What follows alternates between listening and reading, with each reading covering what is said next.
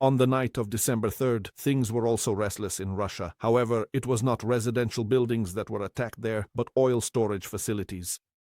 Units of the Ukrainian Defense Forces struck an oil depot, Dmitrievskaya, in the Tambov region of the Russian Federation. This was reported by the General Staff of the Armed Forces of Ukraine. They emphasized that this facility supplied the needs of the Russian occupation forces. A fire was reported at the depot, with several tanks containing petroleum products engulfed in flames. The results of the attack are being clarified.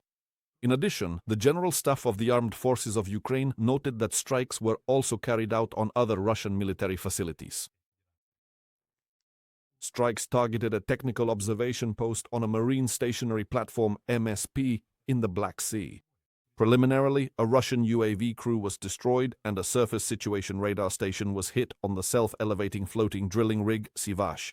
Separately, the strike on the Livny oil depot in Russia's Oriol region has been confirmed. As a result of the drone strikes, 2 PB-5000 tanks caught fire. Additional checks on the aftermath are ongoing. And now, a message from the General Staff of the Armed Forces of Ukraine on Telegram. November set a record for the number of clashes on the front line. The Ministry of Defense of Ukraine emphasized that last month, Ukrainian forces repelled 5,990 Russian attacks. The most intense day was November 8th. On that day, Russian forces unsuccessfully tried to break through the positions of Ukraine's defense forces 311 times. Since the beginning of this day alone, 84 combat clashes have been recorded along the entire front line. More details about the situation on the front line are coming up in the report. Russian attempts to occupy Hulyapol failed in the Zaporizhzhia direction. As stated by the Center for Countering Disinformation under the National Security and Defense Council of Ukraine, all of Russia's so-called grand plans are falling apart. Putin is puffing himself up like a balloon in front of the Americans, trying to show that he can do anything on the front line. But in reality, it's a wall. The Russians are unable to break through the front even though the fighting remains extremely intense. Russia's goal remains unchanged: the destruction of the Ukrainian state. But they will not succeed. Andriy Kovalenko, head of the Center for Countering Disinformation under the NSDC of Ukraine, on Telegram. Ukrainian soldiers are also carrying out successful special operations in the Pokrovsk direction. During one of these operations, Special Operations Forces fighters eliminated several Russian occupiers at once who were trying to hide in the bushes. The General Staff of the Armed Forces of Ukraine notes that the situation in the Pokrovsk sector remains difficult. Defenders have repelled a quarter of all recorded attacks by occupying forces on this bridgehead. The enemy is bogged down in urban combat for Pokrovsk and cannot capture the city by force of arms.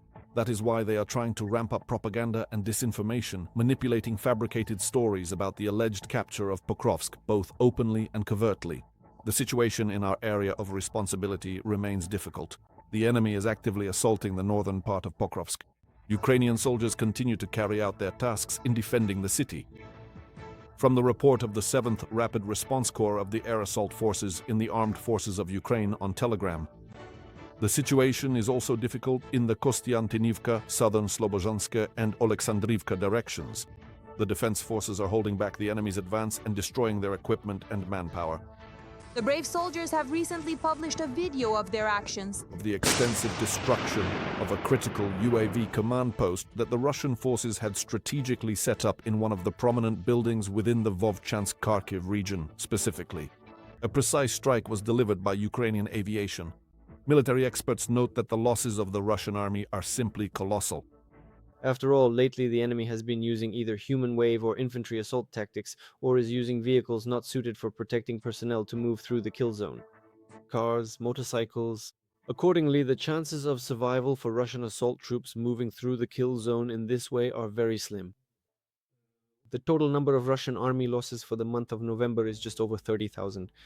So, accordingly, the ratio of wounded to killed among the Russians is simply catastrophic.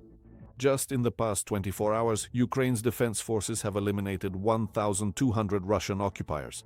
Thus, according to the General Staff of the Armed Forces of Ukraine, Russian army losses since the start of the full-scale war have already exceeded 1,176,000 military personnel. In addition, the day before, Ukrainian forces destroyed 6 Russian tanks, 3 armored combat vehicles, 16 artillery systems, and 3 multiple rocket launcher systems. Ukrainian soldiers have shown how, in particularly dangerous sections of the front under fire, Ground robotic systems are saving equipment.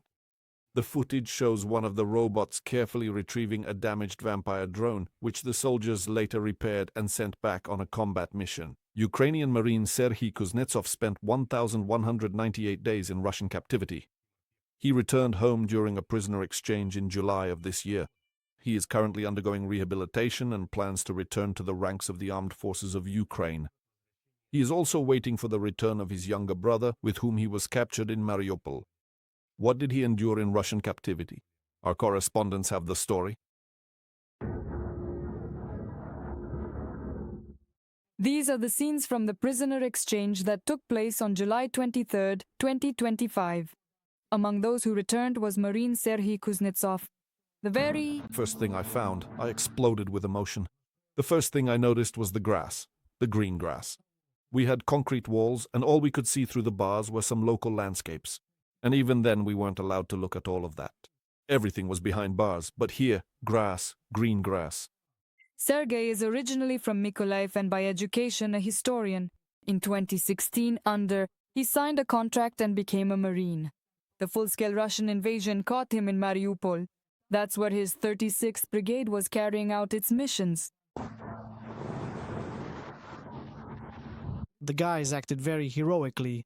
I was impressed when a Russian tank rolled up. It seemed like, well, that was it. But no, our guys get out, pull out a machine gun, a grenade launcher, and keep showing them, guys, don't get too comfortable. We listened to their communications, and they were simply afraid to come closer. They said, we just can't get close to these Ukrops. And this was even though the advantage was on their side. Serhiy and his comrades were captured by the Russians on April 12, 2022, during an attempt to break through and hold out at the Azovmash plant. In Olenivka, the reception was extremely harsh. In Olenivka, the reception was brutal. We arrived there around April 15th. The whole day we were there, they abused the guys. Those who went through the intake process were herded into a room. They weren't allowed to sit or sleep. Of course, they weren't fed. And those intake staff were clearly under the influence of something because they tortured the guys day and night without a break. Serhiy spent 1,198 days in captivity, which is more than 3 years.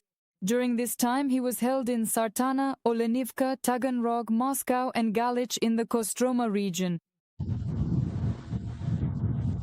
Throughout the entire day, there was no end to physical violence. Retroshockers were their favorite. Rubber bats, wooden bats. And of course fists and feet, the standard set. And they also set dogs on us. We weren't allowed to communicate, but we whispered to each other. And no one could understand where they got such sadistic tendencies from. In the Russian detention centers, there were also a lot of civilians among the prisoners, and they were subjected to torture as well. And so when some of the guys couldn't take it anymore and said, stop beating us, they would reply, we're not beating you, we're educating you. We're beating the nonsense out of you. They presented it as an act of humanism, saying you still have your arms and legs. We're not cutting anything off. What's so hard about enduring it for 10 minutes? At least you're whole, you have your arms and legs. That's the kind of logic they had. Like, look how humane we are. Even though we're beating you here, at least we're not cutting anything off. International organizations weren't allowed access to the prisoners, but Russian propagandists would often come instead. As one of their journalists said, when he was filming our cell, he said, it's 12 square meters here, that's 4 meters per person. Basically, that's quite comfortable. Before that, they talked to us and said, you understand, if you say something wrong, they'll leave, but you'll stay. Serhiy is now undergoing rehabilitation and recovering after being held captive by Russia. He also actively participates in rallies in support of prisoners of war, those missing in action, and fallen Ukrainian defenders. I wanted to convey the idea that I want people in Ukraine not to deceive themselves about any supposed humanitarianism from Russia, so that they don't think we're somehow brothers or anything like that. Russians are so brainwashed by propaganda that they don't consider Ukrainians to be human. In other words, to them, we are not a separate people. After rehabilitation, Serhiy plans to return to the ranks of the armed forces of Ukraine. He is also still waiting for the return of his younger brother, with whom he was captured in Mariupol. According to the coordination headquarters, there have been 69 exchanges since the start of the full-scale invasion. Prisoners. More than 6,000 people have returned to Ukraine. Among them are both military personnel and civilians. And now Ukraine continues to work on bringing its citizens back.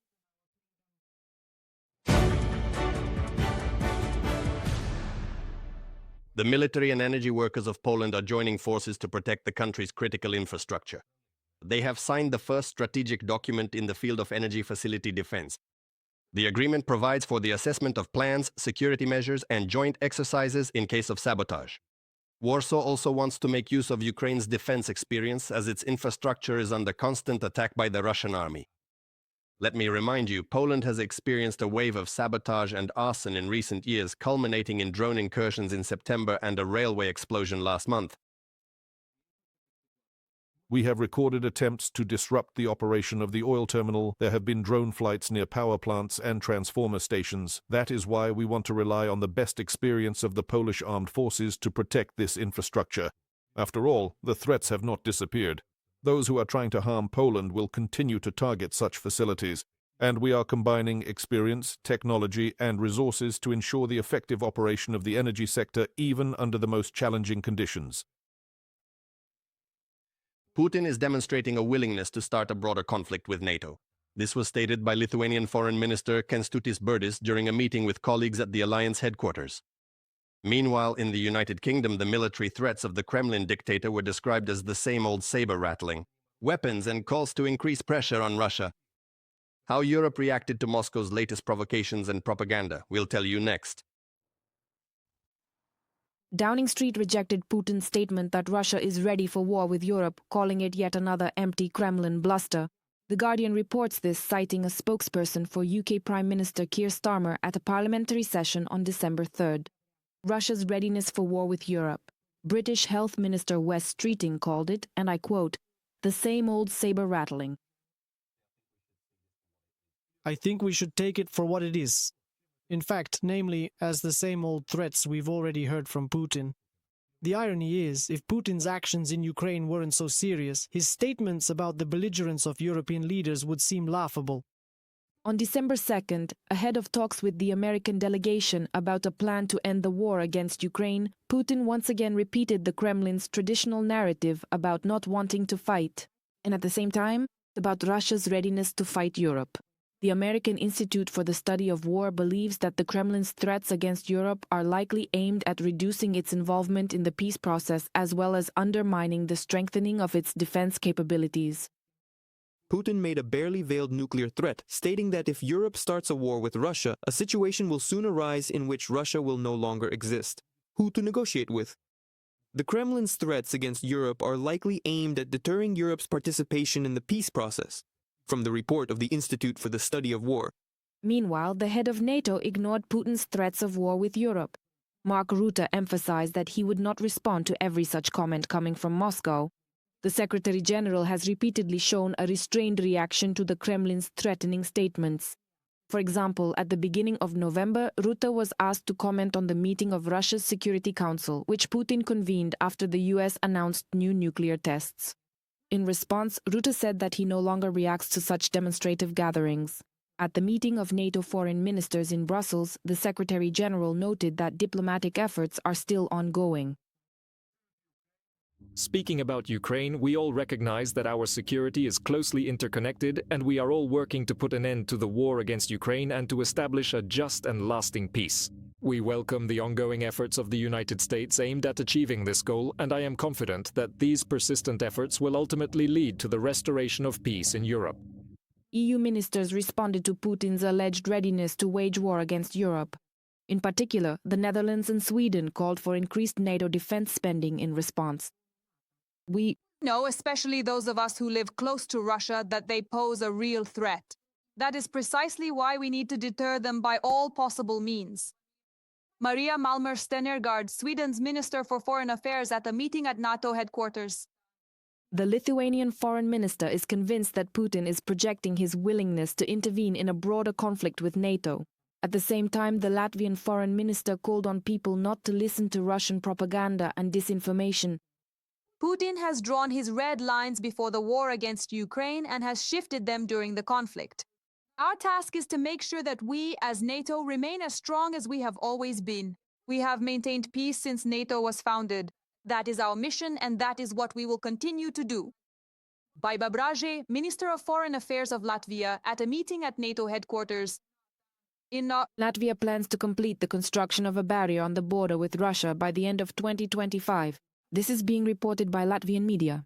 At the same time, the implementation of technological infrastructure for the protection of the external land border is actively underway. The project is expected to be completed by the end of 2026. Kristina Dombrovskaya for Freedom TV channel. And now more details on everything. More than two-thirds of NATO countries have joined the program to purchase American weapons for Ukraine. This was stated by NATO Secretary General Mark Rutte following the meeting of alliance foreign ministers in Brussels.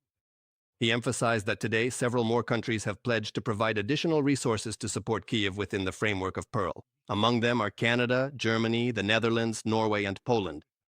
Rutte also emphasized that for the first time, countries outside of NATO will join the initiative to purchase weapons for Ukraine.